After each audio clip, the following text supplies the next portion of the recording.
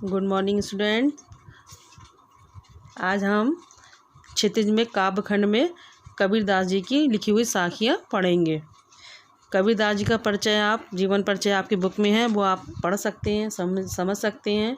उसका जो उन्होंने साखियाँ हैं उनके बारे में हम पढ़ेंगे। मान सरोवर सुवर जल हंसा केली कराली, मुक्ता फल मुक्ता चुगे अब उड़ी अनंत न जाए। इसमें कबीरदास जी ने जो साखी लिखी है इसके दो अर्थ हैं, एक शाब्दिक अर्थ है और एक इसका प्रतीकात्मक अर्थ है। तो इसका पहले शाब्दिक अर्थ सुनेंगे। मान सरोवर सुवर जल हंसा केली कराही। मान सरोवर एक ऐसा तालाब होता है, वहाँ पे हंस क्रीड़ा करते हैं या कि वहाँ पे मोती होते हैं, उनको चुंगते हैं।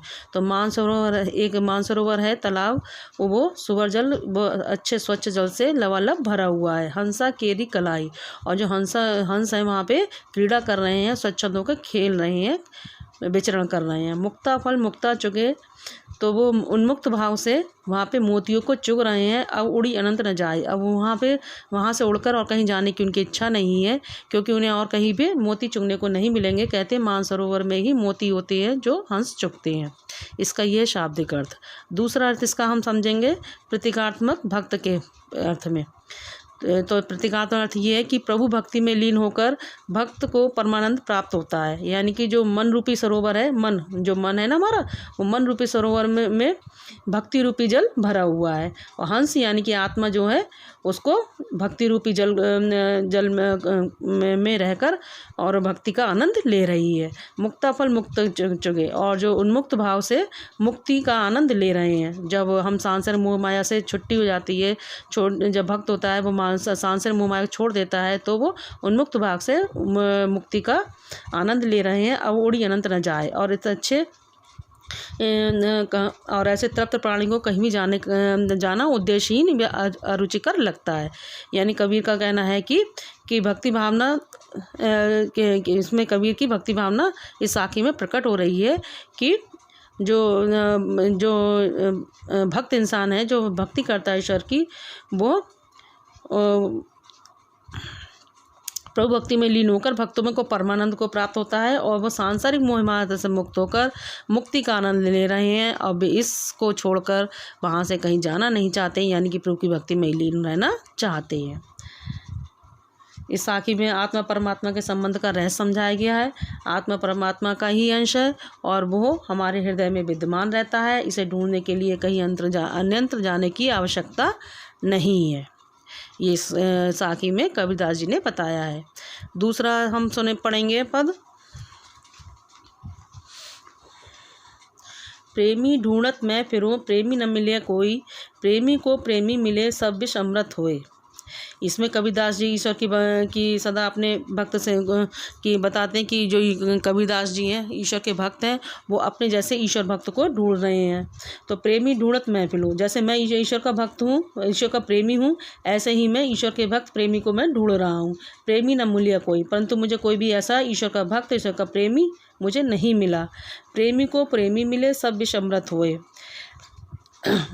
पर जब एक भक्त जो होता है जब दूसरे भक्तों से मिल जाता है, तब क्या होता है, तो उसके लिए संसार की सभी विषय कामनाएं मिट जाती हैं, वासनाएं मिट जाती हैं। उसकी सभी विषय कामना रूपी विष समाप्त हो जाता है और वे अमृत के समान हो जाती है। मतलब कहना कहीं सत्संग का प्रभाव दिखाया गया है। जब एक ईश्वर का भक्त को दूसरा ईश्वर भक्त मिल जाता है तो उनकी क्या होती है, ईश्वर भक्ति और बढ़ जाती है। जैसे इकल्ले हम पूजा कर रहे हैं तो हमारा मन नहीं लगता है, लेकिन जब एक ईश्वर भक्त होता है और एक दूसरा भी ईश्वर भक्त मिल जाता है तो दोनों की भक्ति और बढ़ जाती है, प्रगाढ़ हो जाती है। इसमें सत्संग का महत्व बताया गया है। तो प्रेमी ढूंढत मैं फिरूं प्रेमी न मिले कोई। तो कबीरदास जी कहते हैं कि मैं अपने जैसे ईश्वर भक्त को ढूंढ रहा हूँ, जैसा मैं ईश्वर का भक्त हूँ ऐसे ही मैं ईश्वर के भक्त को ढूंढ रहा हूँ, परंतु मुझे कोई भी ऐसा ईश्वर का भक्त, सच्चा ईश्वर का भक्त नहीं मिला। और जब मुझे एक दूसरा ईश्वर का भक्त मिल गया तब क्या हुआ, तो ये संसार रूपी जो बुराइयां हैं, संसार की जो वासना हैं, वो सब मिट जाती हैं, और सब क्या होता है, वासना रूपी विषय समाप्त होकर सभी अमृत के समान हो जाती हैं। यानी कि सब हम ईश्वर की भक्ति रूपी अमृत प्राप्त हो जाता है। हम तीसरा पद पढ़ेंगे। हस्ती चढ़िए ज्ञान को सहज दुलीचा डार, स्वान रूप संसार है भूकन दे झकमाही। इसमें कबीरदास का मानना है कि संसार क्या है, अज्ञानी है और सभी के प्रति व्यर्थ ही कुछ ना कुछ कहता ही रहता है। जो संसार अज्ञानी होता है तो वो किसी न कहीं कुछ ना कुछ, अगर हम अच्छा करेंगे तो भी कहेगा और हम बुरा करेंगे तो भी संसार कहेगा। तो हमें जो ईश्वर का भक्त है उसे इसकी संसार की परवाह नहीं करना चाहिए, उसे अपनी भक्ति में लीन रहना चाहिए। हस्ती चढ़िए ज्ञान को, तो इसमें लिखा ज्ञान रूपी हाथी पर सवार हो जाना चाहिए। किसको? ईश्वर के भक्त को। तो ज्ञान रूपी हाथी पर सवार हो जाना चाहिए, सहज दुलीचा डाल और सहजता रूपी स्थिति का गलीचा डालकर। स्वान रूप संसार है भूकन दे जगमाई, और ये संसार है जो अज्ञानी है। स्वान मीन्स कुत्ते के समान अज्ञानी है, संसार है भूकन दे जगमाई, इसको अपना समय पास करने दे, भूखने दे, झक मारने दे, लेकिन जो तुम्हें करना है, ईश्वर की भक्ति करनी है वो करते रहो। इसका क्या मतलब है? जिस प्रकार से हमारे आसपास कभी कभी देखा होगा आपने, हाथी निकल के जाता है तो क्या होता है, कुत्ता उस पर भौंकता है, तो हाथी को कोई फ़र्क ही नहीं पड़ता है। तो इन्होंने संसार को क्या कुत्ते के समान बताया है, क्योंकि जो ईश्वर का भक्त होता है, अगर वो कोई आराधना कर रहा है, ईश्वर कर रहा है, तो क्या होता है, संसार क्या करता है, उसकी आलोचना करता है, उसकी बुराई करता है। तो लेकिन जो ईश्वर के भक्तों को है, उसको इसके पर ध्यान नहीं देना चाहिए, क्योंकि संसार तो अज्ञानी है, कुत्ते के समान है। उसे अपना टाइम पास करने दो, उसे व्यर्थी भौंकने दो, उसे अपना समय बेकार करने दो। तुम अपनी भक्ति के मार्ग पर आगे बढ़ते जाओ। किस तरह से? जिस प्रकार से एक हाथी अपनी मस्ती में चलता चला जाता है, उसी प्रकार ज्ञान रूपी हाथी पर सवार होकर सहज का गलीचा डाल के उस पर सवार हो जाना चाहिए। और संसार रूपी जो संसार अज्ञानी है, कुत्ते के समान है, उसे भूखने दो, अपना टाइम पास करने दो, उस पर ध्यान मत दो, अपने भक्ति के मार्ग की ओर आगे बढ़ते जाओ। अब हम चौथा पढ़ेंगे।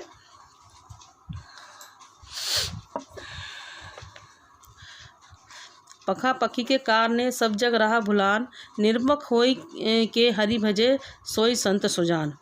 अब क्या है, इसमें साखी में कबीरदास जी बताती हैं कि संसार अपने आप से लड़ाई झगड़े और तेरा मेरा करते हुए भक्ति मार्ग से दूर होता जा रहा है, जो उसके लिए उचित नहीं है। क्या होता है, जो हिंदू होते हैं वो अपने पक्ष को बड़ा मानते हैं कि हमारी भक्ति अच्छी है, और जो मुसलमान होते हैं वो अपनी भक्ति को बड़ा मानते हैं। तो ये पक्ष के कारण क्या होता है, संसार जो ईश्वर का जो सच्चा रूप है उसको भूलता जा रहा है। तो पका पकी के कारण तो कबीरदास जी कहते हैं कि संसार पक्ष के झगड़े में उलझकर ईश्वर के नाम को भूलकर इससे दूर होता जा रहा है। सब जग भूलना, ये जो सारा संसार है ईश्वर के सच्चे रूप को भूलता जा रहा है। और निरपक होय के हरि भजे सोई संत सुजान, उसके लिए तेरे मेरे का भेद ही प्रमुख होता है। तो जो व्यक्ति निरपक्ष होकर, यानी कि पक्ष विपक्ष में नहीं पड़ता है कि तेरा भगवान अच्छा है या मेरा भगवान अच्छा है, इसके में नहीं पड़ता है, और निरपक्ष होकर ईश्वर की उनका नाम बसता है, वही चतुर है, वही ज्ञानी है और वही संत है। तो यह कहने का मतलब है कि हमें निरपक्ष होकर अपने ईश्वर की आराधना करनी चाहिए, क्योंकि सभी के अंदर एक आत्मा विद्यमान है, वो किसके समान है, ईश्वर के समान है। हमें उसी का भजन करना चाहिए, ना कि हमें एक दूसरे के पक्ष विपक्ष में पढ़ना चाहिए कि हमारा पक्ष अच्छा है, हमारा धर्म अच्छा है कि तुम्हारा धर्म बेकार है। इस बातों को छोड़ देना चाहिए और हमें निरपक्ष होकर हरिभजन यानी ईश्वर का भजन करना चाहिए। जो ऐसा करता है वही संत है, सुजान है, चतुर है, वही ईश्वर को पा लेता है। और हम आज आगे पढ़ेंगे 5वां। हिंदू मुआ राम कही, मुसलमान खुदाई, कहे कबीर सो जीवता जो दूह के निकट न जाई। इसमें भी इन्होंने ईश्वर कहते हैं मुसलमान और हिंदुओं की कट्टरता का विरोध किया है और एक निरपक्ष होकर एक भगवान को मानने की बात कही है। हिंदू मुआ राम कही, कबीरदास जी कहते हैं कि हिंदू और मुसलमान ईश्वर के वास्तविक सच को समझे बिना क्रमशः हिंदू क्या कहते हैं, राम को बड़ा मानते हैं, और मुसलमान किसको मानते हैं, अल्लाह को मानते हैं। खुद मुसलमान खुदाई, राम कहते हैं, हिंदू कहते हैं कि मेरा राम अच्छा है, राम बड़ा है, और मुसलमान क्या कहते हैं, खुदा मेरा बड़ा है। कबीर कहे कबीर सो जीवता जो दूह के निकट ना जाए। तो कबीरदास जी इसमें बताते हैं कि संसार में वही व्यक्ति जीता है, यानी वही भक्त है जो दोनों के निकट ना जाकर, दोनों के निकट यानी ना वो हिंदू के पास जाए ना मुसलमान के पास, निरपक्ष होकर एक दोनों के धोखे के जाल में न फंसता है और सार्वभौम सत्य को समझता है। प्रत्येक प्राणी के हृदय में बसने वाले चेतन को ही राम या अल्लाह मानता है, यानी जो हमारे अंदर जो आत्मा है उसी को ही राम या अल्लाह मानता है और उसी को भजता है और वही इस संसार में जीवित रहता है। जो ना हिंदू को कहते हैं वो हिंदू को मानता है और ना मुसलमान को मानता है, इन दोनों को छोड़ के जो हमारे अंदर की आत्मा है उसको ईश्वर मानकर उसको भजता है, वही इंसान जीवित रहता है। और हम आगे पढ़ेंगे। कावा फिर काशी भया रामई भया रहीम, मोट चून मैदा भया बैठ कबीरा जीम।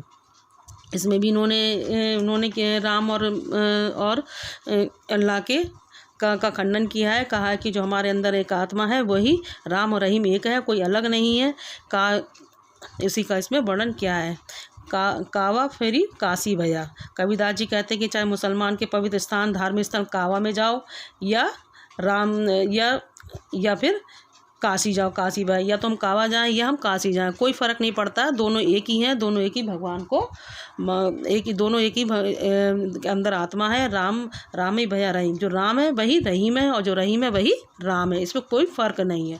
मोट चून मैदा भया, जिस प्रकार से जो मोटा आटा होता है वही क्या होता है, उसको जब महीन पीस देते हैं वही मैदा हो जाती है। कोई आटा और मैदा अलग अलग नहीं होते, जो हमें लगता है कि मैदा अलग है आटा अलग है, कोई फ़र्क नहीं है, क्योंकि जो मोटा आटा होता है उसको ही हम पीस लेते हैं और वो महीन हो जाता है, वो क्या होता है मैदा हो जाता है। तो उसको कोई भी इसमें फ़र्क नहीं है, तो उसमें कोई मौलिक भेद नहीं है। हे मानव, तो उसे बैठकर बिना किसी भेदभाव के खा, यानी जीव अपना पेट भर, यानी कि तो किसी भेदभाव के ईश्वर की आराधना कर, इनमें कोई फ़र्क नहीं है।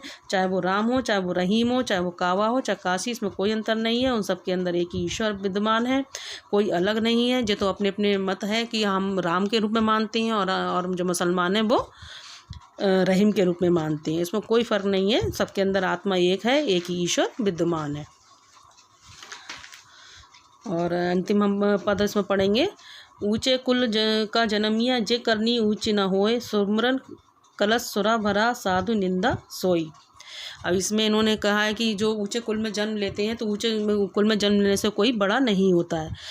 बड़ा कैसे होते हैं, जो हमारे कर्म अच्छे होते हैं, हमारे करनी अच्छी होती है, तभी हम अच्छे व्यक्ति कहलाते हैं। ऊंचे कुल का जन्मिया, अगर हमने ऊंचे कुल में जन्म लिया है, जे करनी ऊंची ना हो, लेकिन हमारे कर्म है वो अच्छे नहीं हैं, दूसरों को परेशान करते हैं, हमारे अच्छे कर्म नहीं है, तो हम ऊंचे अच्छे व्यक्ति नहीं हो सकते। सुवरन किस प्रकार से नहीं हो सकते, सुवरन कलश सुरा भरा साधु निंदा सोई। जिस प्रकार सुवरन मीन सोने का कलश तो है, लेकिन उसमें क्या भरा हुआ है, सुरा यानी कि शराब भरी हुई, विष भरा हुआ है, तो क्या हुआ, साधु निंदा, तो ना साधु उसकी निंदा ही करेंगे, कोई उस कलश को लेने की इच्छा नहीं करेगा। उसी प्रकार से ऊंचे कुल में जन्म लेने से कोई व्यक्ति ऊंचा नहीं होता है। हमारे कर्म अच्छे होते हैं तभी हम ऊंचे होते हैं, हम कर्मों से ऊंचे होते हैं, ना कि ऊंचे कुल में जन्म लेने से। जो हमारे अगर हम ऊंचे कुल में जन्म लिया और हमारे कर्म अच्छे नहीं हैं तो हम अच्छे व्यक्ति नहीं कहला सकते, बढ़िया नहीं कहला सकते। जिस प्रकार से सोने के कलश में अगर विष भरा हुआ है तो साधु लोग जो होते हैं, अच्छे सज्जन लोग होते हैं, उसकी निंदा ही करते हैं, उसको प्राप्त करने की कोशिश नहीं करते। तो ये साखियाँ हमने पढ़ी, इसका अर्थ सुना जाना, और इसके जो इसमें शब्द हैं ये आपके कोर्स में नहीं है, जो हम आपको इस समय नहीं समझाएंगे, आगे कभी देखेंगे। इतना ही, धन्यवाद। आपके समझ में आए होंगे, क्वेश्चन आंसर इसके हम बाद में समझाएंगे।